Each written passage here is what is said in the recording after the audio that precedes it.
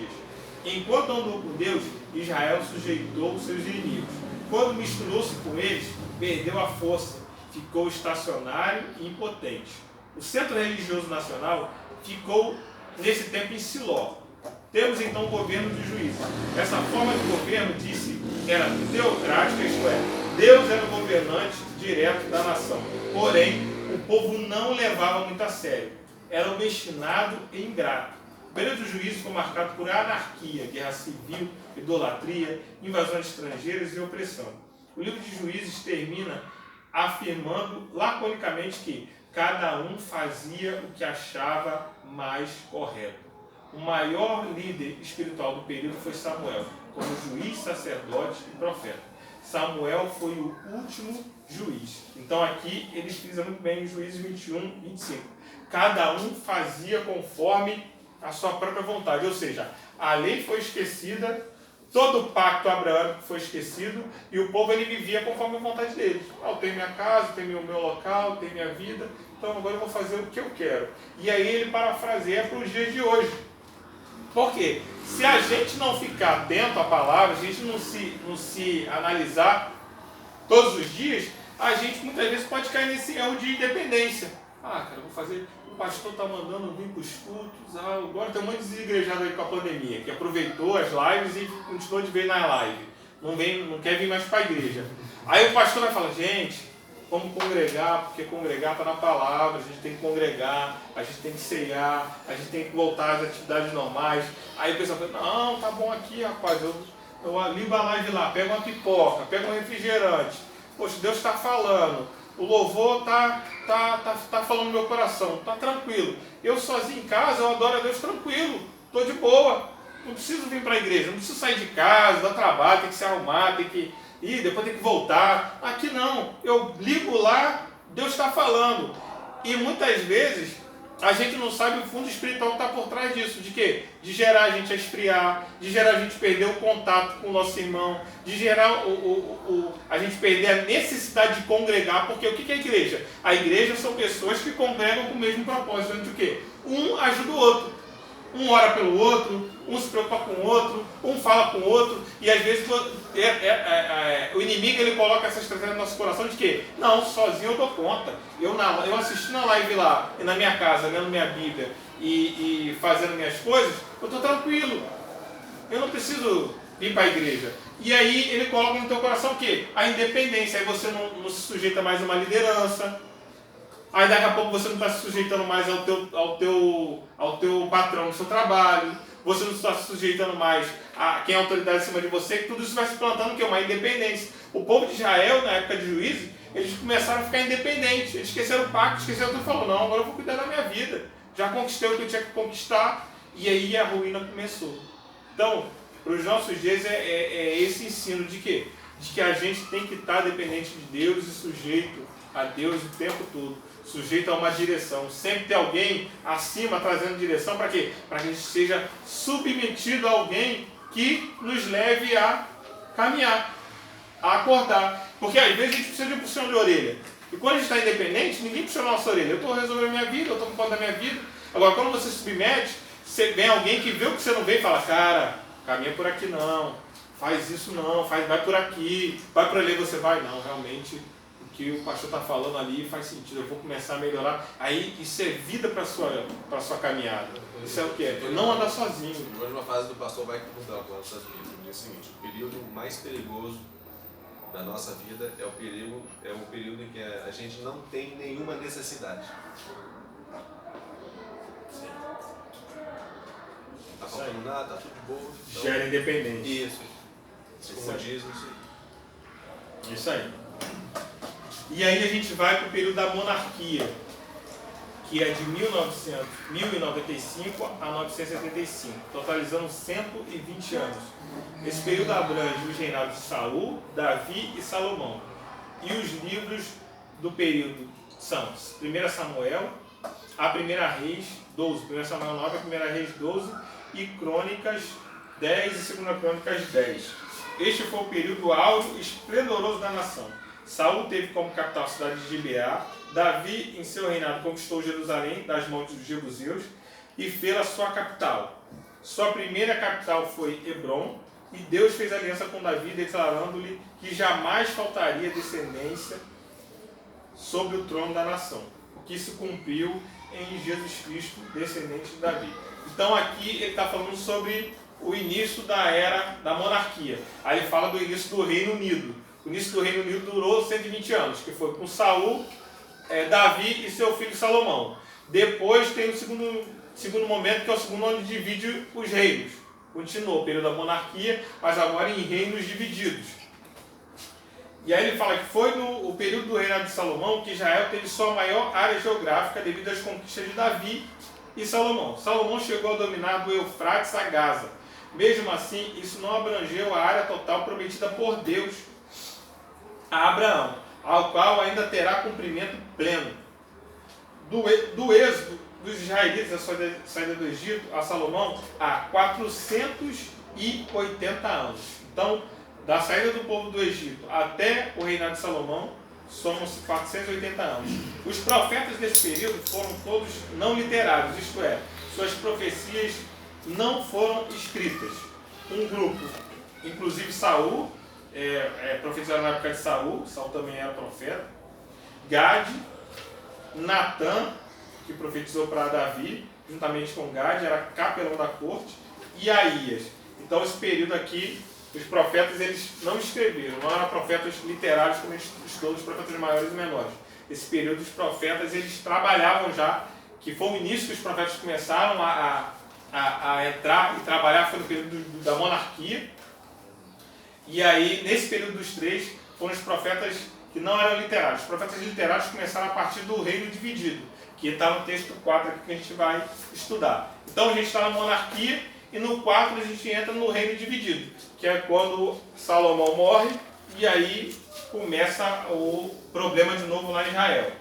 Aí ele fala aqui, na página 102, que o reino dividido compreende de 1975 a 606 a.C. É um período de tempo de mais de 300 anos que abrange da divisão do reino entre Israel e Judá aos cativeiros dos reinos do sul e norte. Os livros de 1 Reis 12 a 22 e 2 Reis todo e 2 Crônicas de 10 a 36 cobrem esse tempo. Salomão governou bem no princípio, com humildade e piedade. Ao envelhecer, tornou-se idólatra e teve inúmeras mulheres provenientes de povos pagãos. Por isso, Deus trouxe a divisão do reino. O profeta Aías proferiu isso em 1 Reis 11, 29 e 31. Em 935 morreu Salomão. O novo rei passou a ser Roboão, seu filho, o qual provocou a divisão já predita por Aías e retardada por Deus em consideração a Davi. Então, a gente vê lá que Roboão lá vai tomar conselho lá com os mais novos lá, com os recém-formados lá, amigos dele, e aí ele fala, Salomão, ele pesou o povo com imposto para poder construir lá o templo, construir tudo, ele foi duro no imposto. O que eu faço? Alivia ou aperta? Aí o Jorge falou, não, aperta. Continua ou aperta até mais, porque se você não apertar, eles não vão te respeitar, você tem que ser mais linha dura que seu pai. Aí ele pergunta para os velhos, da época de Salomão, o que eu faço? Não, diminui porque já construiu o templo, já está mais tranquilo, dá para você dar uma respirada com o povo. Aí ele ouve os novos, aí dali começa a revolta, o reino se divide, ele vai com 10 tribos para um lado e Roboão vai com 2 tribos para o outro. E aí o reino se divide. E aí ele fala que a divisão do reino passou a chamar-se Israel. Nas profecias a divisão do reino do norte passou a chamar-se de Israel. Nas profecias também é chamado de Efraim e Samaria, e teve 10 tribos. Seu primeiro rei foi Jeroboão. 1. A religião oficial adotada foi o culto ao bezerro. Olha só. Jeroboão importou tal religião do Egito, olha lá, e voltou lá atrás, onde estivera homiciado por razões políticas.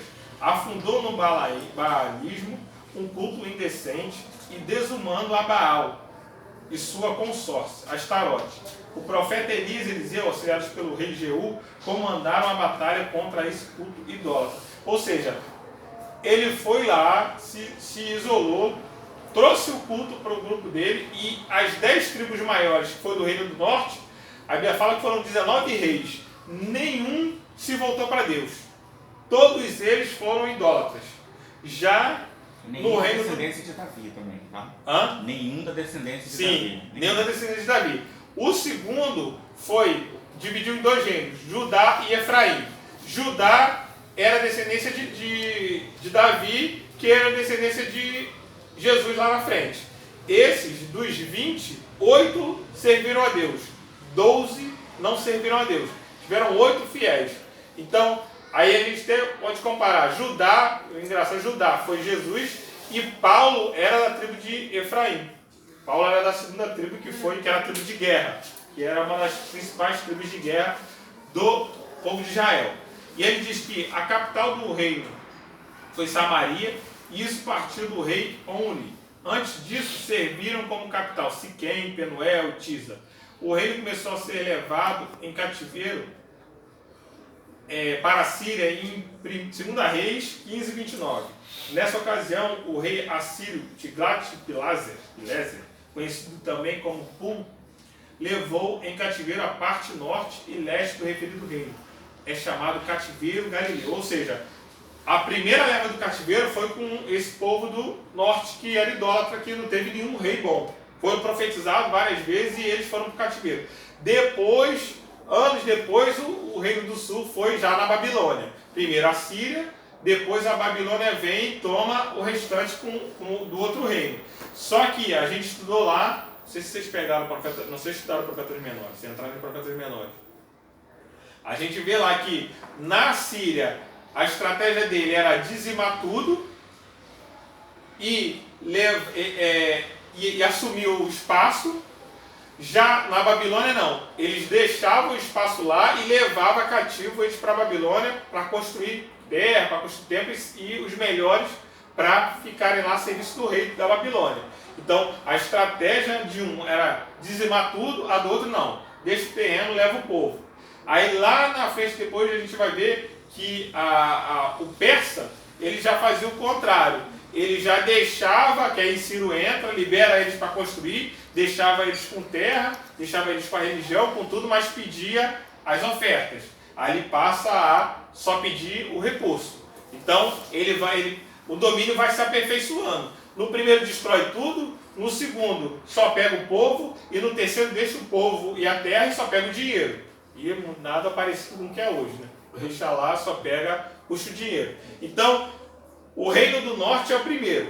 Aí ele fala aqui que a partir dessa época, lá no último parágrafo, a cronologia bíblica torna-se mais precisa. As Olimpíadas gregas, iniciadas em 776 a.C., é realizada a cada 4 anos e são um guia razoável para o cálculo de datas.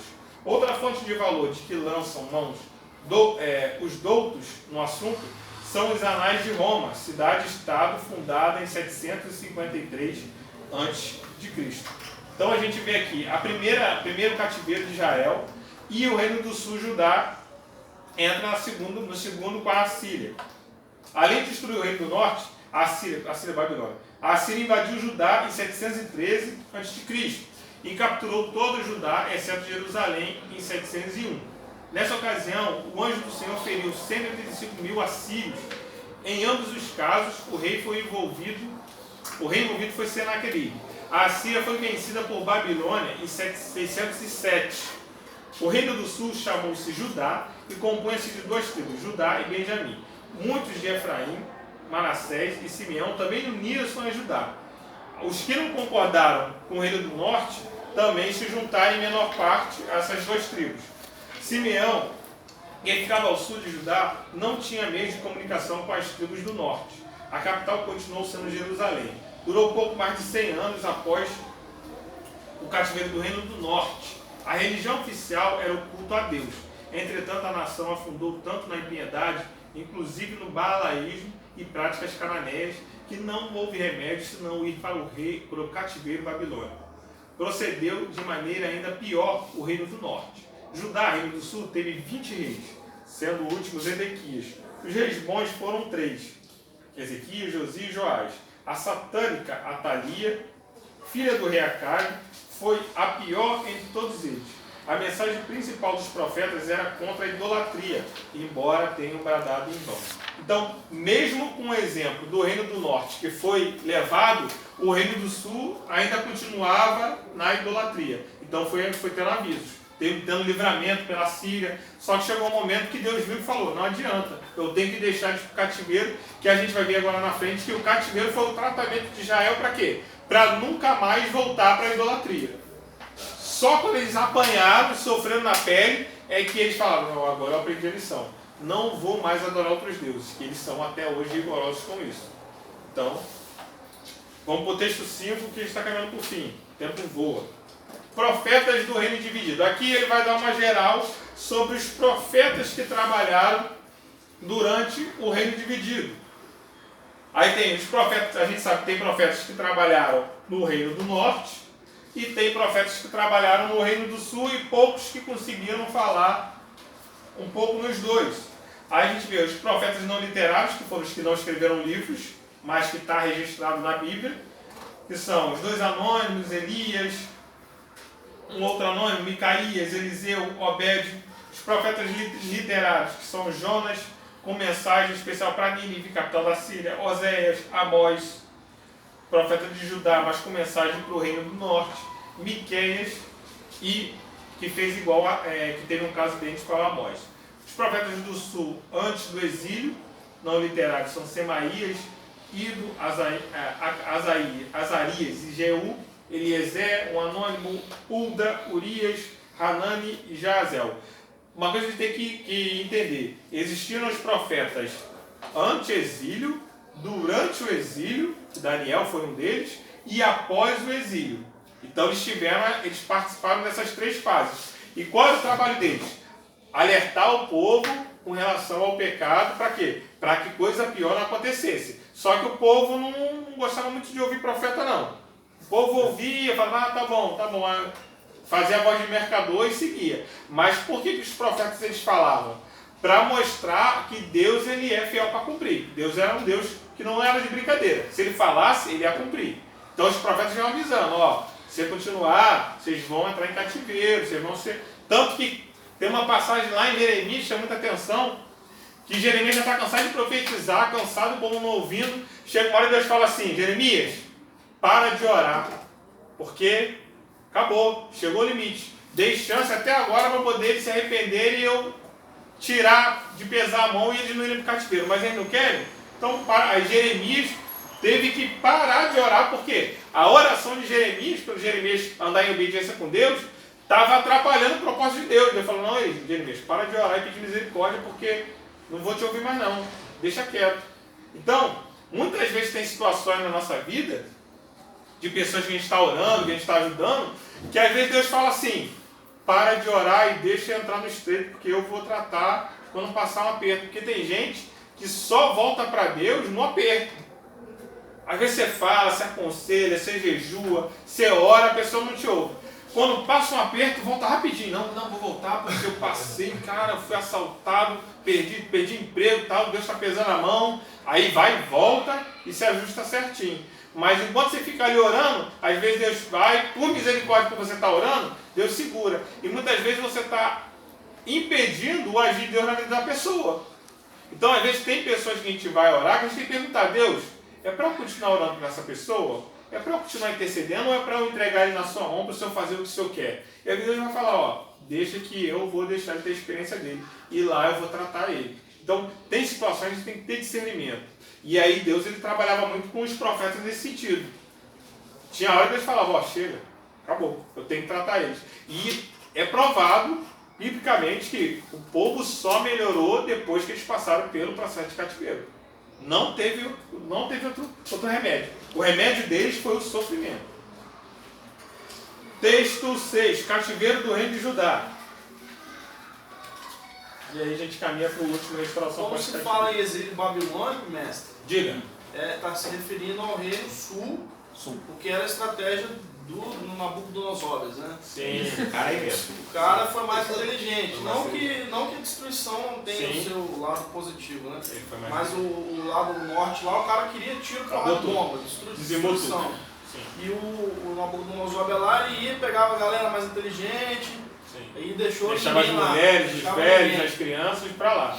Pegou o pessoal produtivo de Israel para trabalhar para ele. Então o exílio babilônico foi esse período aí da retirada. Esse período, 70 anos. Ele tirava em etapas, né? Sim. Pegava 3 etapas. 3 etapas. E eles ficaram 70 anos, que é tá no contexto do livro de Daniel lá. Eles ficaram aqueles 70 anos passando aquele período para serem tratados, para depois voltarem, porque aí eles voltam para o terreno deles já na mudança para o domínio persa. Porque aí a estratégia do domínio persa já era diferente. Já era, eles poderiam ficar tranquilos. Mas eles estavam sob domínio persa, ok? Eles só tinham que mandar o dinheiro.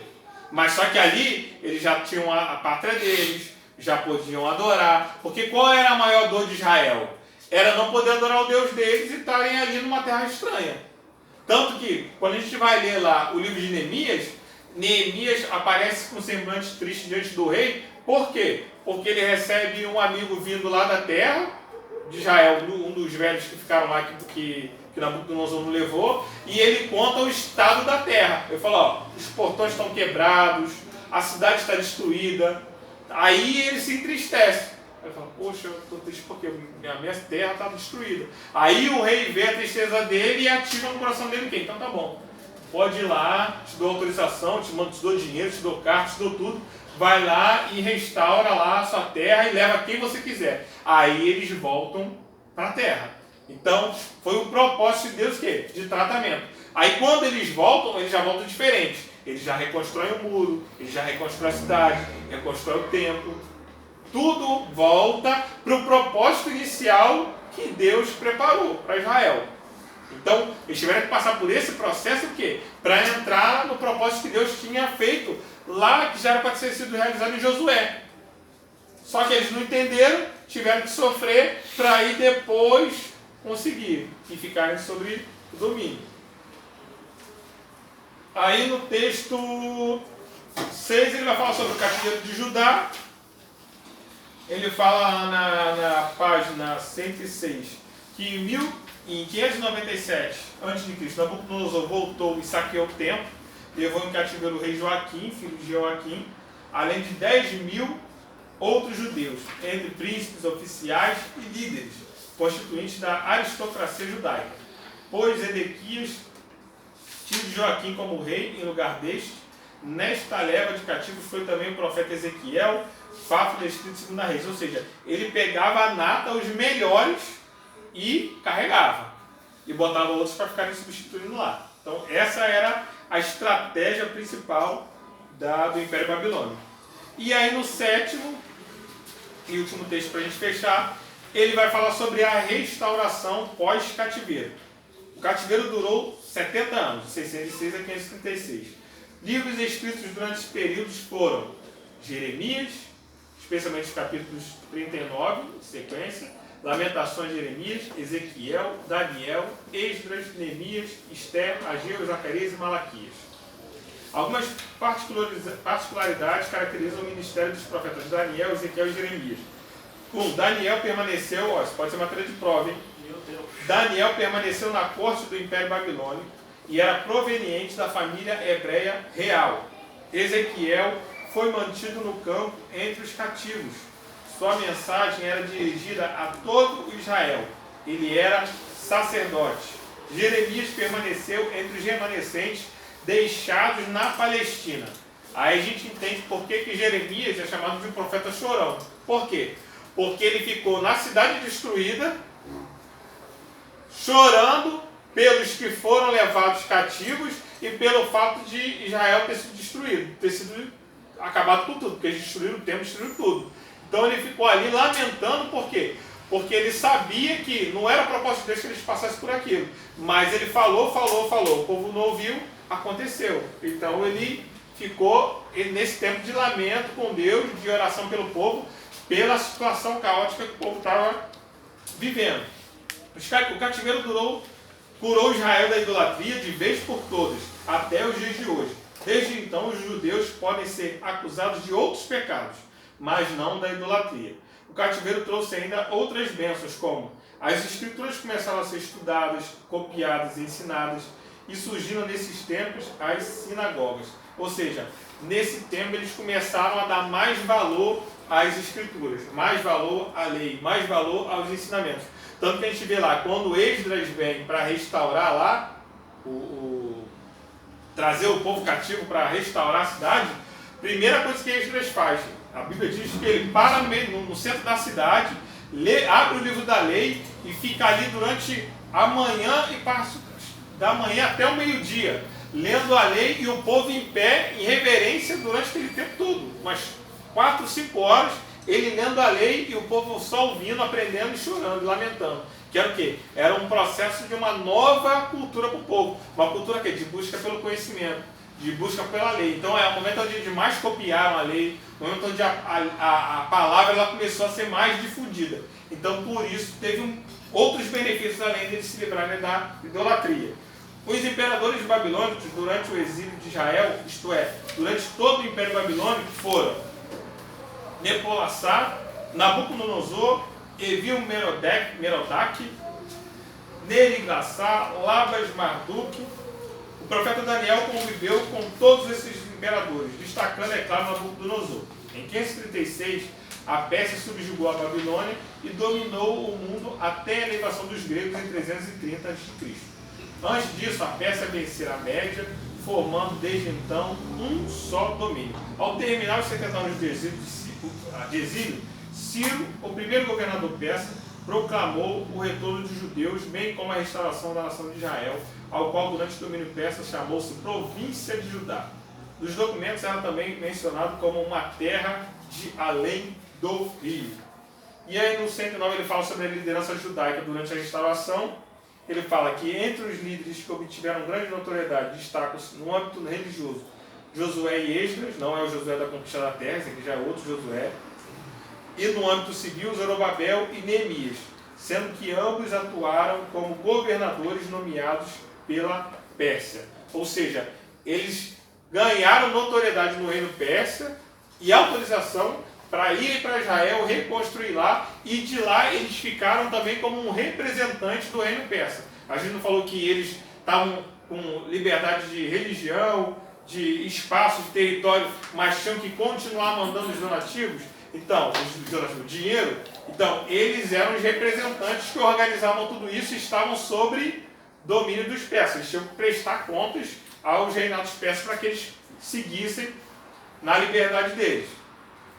E os profetas do período pós-cativeiro são Ageu e Zacarias, Malaquias, e assim como houve 3 levas de cativos enviados ao exílio, houve também 3 levas de repatriados. A primeira em 536, sobre a liderança de Zorobabel e Josué. A segunda em 457, sobre o comando de Esdras. E a terceira, 445, sobre a liderança de Neemias. E você vê que Deus ele é tão perfeito, tão estratégico, que a primeira, Zorobabel ele vem, ele começa a reconstruir o templo. Na segunda, Esdras vem, traz boa parte do povo e começa a vir ensinar a palavra. Na terceira, vem Neemias e fecha a cidade com os muros. Ou seja, ele vai de dentro para fora. Ele começa a estruturar o povo de Israel de dentro para fora. E na nossa vida espiritual é a mesma coisa. O que Deus faz conosco? Ele nos restaura de dentro e para fora. A gente começa a mudar dentro de nós, Deus, o Espírito Santo começa a trabalhar, e aí a gente vai mudando a nossa linguagem, o nosso vestir, o nosso falar. Aí as pessoas começam a reparar a nossa mudança. Mas tudo começa lá dentro. Não começa de fora para dentro. Por isso é que muita gente, antigamente, os novos convertidos das igrejas mais rígidas, a maior dificuldade era a pessoa se convertia, às vezes ela vinha no mundão lá andando de qualquer jeito, aí se convertia, você vai ter que botar paletó, gravata, andar, não deixava a pessoa se adaptar e se inserir no contexto. Aí a pessoa tinha dificuldade. Por quê? Porque ela acabou de se converter, tinha um modo de vida e ela tinha que mudar tudo. E você vê aqui nas levas que a restauração de Israel ela foi feita em processos. Começou primeiro uma leva, foi lá, reconstruiu o templo, depois veio outro, trouxe a lei de volta para o meio, começou a ensinar o povo, a copiar. Aí, por último, ele cercou a cidade e preparou tudo. Então, não foi... Às vezes a gente pensa que a obra de Deus ela se dá no instantâneo. Não, a obra de Deus na nossa vida é ao longo do tempo. Deus ele vai construindo a nossa vida ao longo do tempo. Aí a gente fica, Deus, por que você não fez essa promessa? O Senhor me prometeu que o Senhor ia me usar, que o Senhor... Não, Deus ele tem um tempo. Deus, ele, às vezes, não está acontecendo a promessa porque Ele está te estruturando para aquele tempo. E às vezes as pessoas querem dar ajuda a Deus. Não, Deus falou que vai me usar, então eu vou lá, vou fazer, vai acontecer. Não. Se Deus ele tem uma promessa de te usar numa área, Ele, no tempo dele, Ele vai te levar e vai entregar na sua mão. Falar, agora é a sua hora. Está aqui na sua mão para você fazer. Não precisa você ajudar Deus. Não pedir você ir lá e falar, pastor, tem muita gente que cai nesse eu. Pastor, deixa eu pregar. Pastor, deixa eu dar aula. Pastor, não.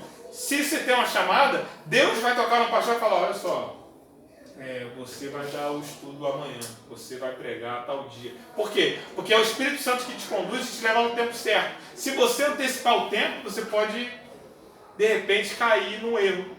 De o quê? De ir para um momento que você não está preparado. E você vê Deus trabalhando no tempo, restaurando Israel por etapas. Esperar sempre o chamado formal, digamos. Não, eu não digo um chamado formal, porque Deus tem várias formas de te usar. Porque a gente Deus vai chamar, porque de certa forma você... Sim, porque confirma em você e confirma na pessoa que está chamando. Porque muitas vezes a pessoa fica ansiosa de querer adiantar o tempo de Deus. Ah, que Deus tem me chamado na minha vida, então eu vou. Aí bate com a cara na parede. Vai lá e força uma coisa que não está no tempo. Por quê? Porque não é o momento. O pastor Claudio está como vice-terino. De repente ele tem uma promessa de Deus, ó, lá atrás que Deus ia usar ele e nem sabia. Aí quando ele começou a trabalhar, ele falou, rapaz, estou lembrando aqui que Deus usou não. Estava começando a minha caminhada, nem imagina. Ele falou que ia me usar, que não sei o que, ia pregar. Eu falei, quem eu sou? Tá. Aí agora ele vê o cumprimento, mas foi no tempo. Ele passou por processos. Todos nós passamos por processos. Para chegar no que Deus quer, a gente tem que passar por processos. E muitas vezes processos são semelhantes a cativeiro. Processo de deserto, como Moisés passou. De ficar lá no deserto isolado, lá depois vir para libertar Canaã. E viver no deserto de Canaã, porque ele viveu 2 anos da vida dele no deserto. Quando ele cumpriu o propósito dele, ele estava no deserto. Então, tudo é um treinamento. Deus tem um treinamento para cada um. Assim, todo mundo. Mas tem gente que pensa que é automático, né? Que cai, ó. Que Deus prova tanto justos quanto ímpios. Sim, mas tem gente que olha e só vê hoje, ainda mais hoje em rede social, você vê alguém que tem muitos seguidores, que tá bombando. Você fala, rapaz, tem que ser igual esse cara. Mas você não sabe o processo que ele teve até chegar ali. Você sabe que ele apareceu em um ano e explodiu. Ele não conta. Mas ele não conhece a história. Só quando quem convive que sabe a história. Então, ele fala sobre os benefícios no final, para finalizar, para não tomar todo o tempo do pastor Claudio aqui. Ele fala dos benefícios derivados do cativeiro. É bom vocês guardar isso aqui, porque isso aqui com certeza é matéria de prova. O cativeiro babilônico, lá na última página 110, proporcionou grandes benefícios a Israel, dentre os quais se destacam. Primeiro, a idolatria foi abolida de vez no meio de Israel, como já dissemos. A lei de Moisés passou a ser respeitada e levada a sério. O estudo da lei foi difundido e intensificado mediante as sinagogas surgidas. Renovação da esperança messiânica pelo estudo da palavra de Deus e avivamento espiritual. Projeção do sentimento nacionalista, que está lá em Salmo 137.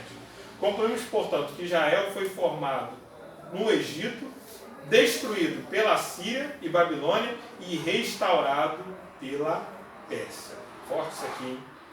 Israel foi formado no Egito, destruído na Síria, Babilônia e restaurado pela Pérsia. Ou seja, Israel só caminhou para o propósito de Deus mediante situações de desconforto. Primeiro no Egito, sendo escravizado, passou por um deserto, depois conseguiu já entrar na terra, já estava tudo bem, já estava tudo resolvido, foi dominado por 2 exércitos e no final foi restaurado lá, subjugado pela Pérsia. Então, muitas vezes, não é na situação de conforto onde tudo está bem que quer dizer que Deus está agindo na nossa vida. Porque a gente, às vezes, quer olhar Deus agindo na nossa vida na circunstância.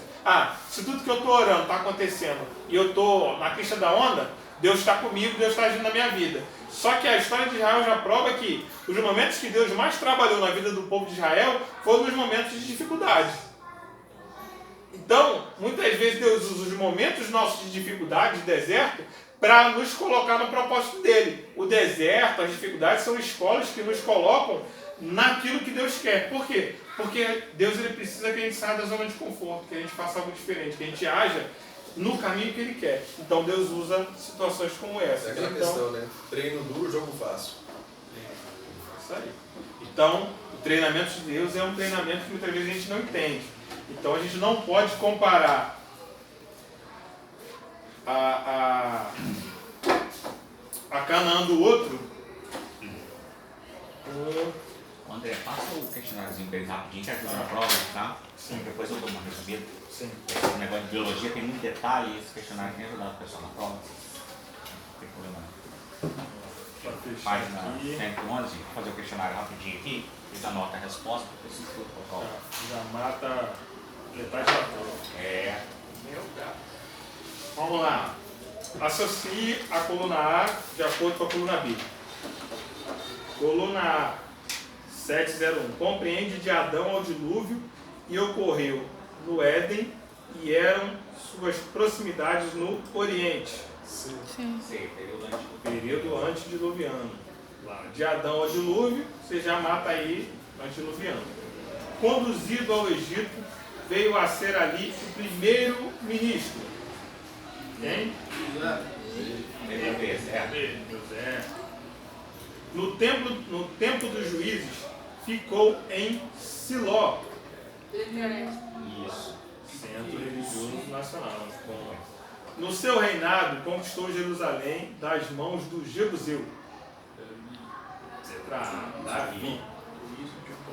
Durou cerca de 250 anos e o seu último rei foi Oséias. D, né? Reino de Israel. Assinalem a coluna X com a alternativa correta. O ministério dos profetas durou cerca de A, 200, B, 500, C, 400 ou D, 1000? Quanto? 400 anos. Isso aí. Alguns dos profetas não literários do Reino Sul são A, Semaías, Azarias e Eliezer, B, Urias, Hanani e Obadias, C, Semaías, Azarias e Sofonias, ou D, Azarias, Sofonias e Urias? Semaías, Azarias e Eliezer. Os profetas que predisseram o cativeiro babilônico 100 anos antes de seu acontecimento foram A, Joel e Isaías, B, Isaías e Miqueias, C, Isaías e Jeremias, ou D, Miqueias e Ageu? Quem? Qual falou aí? C? Não. Não? Quase. B. B, Isaías e Miqueias. Isaías e Miqueias. Jeremias foi pós. O cativeiro de Judá foi devido, em parte, à desobediência dos judeus quanto às palavras do Senhor em Levítico 25, 1 a 7, referentes a letra A, feitiçaria, letra B, ao casamento misto, letra C, a idolatria ou letra D, ao ano sabático? Letra D, ano sabático? Idolatria, né? É ano sabático? Respeitar a ordem de Deus. Por isso que ficaram 70 anos. Um ano. É capaz de ser anos, estou com idolatrando na mente aqui. Isso aí. Pegadinha. Benefícios, porque não mencionou a lição. Mencionou na. Mas é. Benefícios que Israel adquiriu em função do cativeiro. A lei de Moisés passou a ser respeitada e levada a sério. O estudo da lei foi difundido, intensificado mediante as sinagogas surgidas. Renovação da esperança messiânica pelo estudo da palavra e equipamento espiritual, ou todas as alternativas? Todas. Resumiu tudo isso. Então, beba uma água rapidinho e já volto.